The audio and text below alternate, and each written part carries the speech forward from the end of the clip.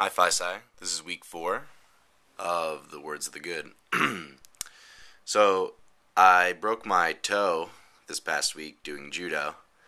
It's not necessarily related to the Words of the Good, but I thought I'd let you know that I'm a badass. And yeah, alright. So, this week I wanted to talk about American individualism in a communitarian setting. And what that means is something I've noticed even when I was in America, let alone going to a country that's very communitarian like Japan, is that there's something very unique about the Western world and its individualism, and particularly American individualism. It's kind of like when Cartman in South Park goes, "It's my body, I do what I want." A lot of Americans kind of feel the same way.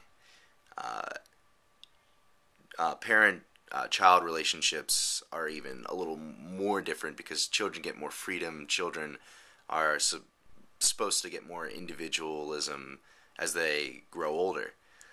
And one of the things that you find in a college setting is this effect of American individualism. Even if you're from like a different country, which many Phi Psis are, you're still affected by this cultural, civic cultural attitude found in America.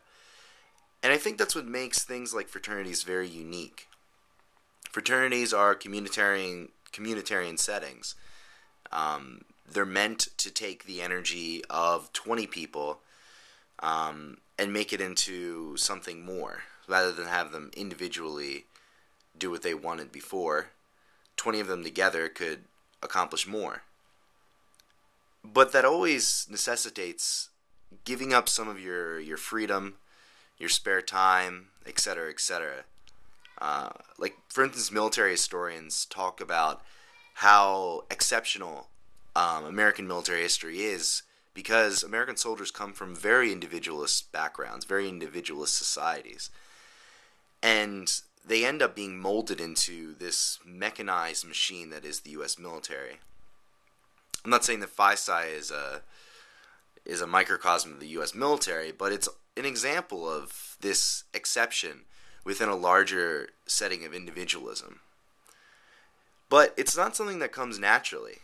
The military historians note that it's a grueling process to beat the soldiers down into being molded into these communitarian army units. It's the same thing with Phi Psi.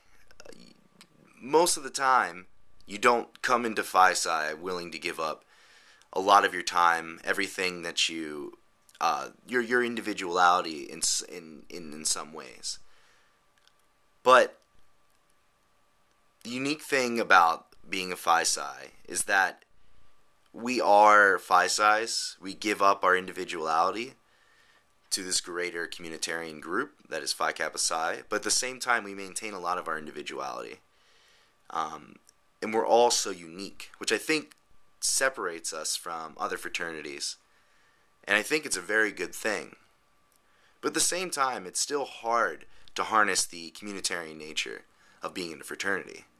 And it's definitely the onus of the upperclassmen, or rather the older Phi Psis, to teach the younger and newer Phi Psis what they should do, how they should act, set an example.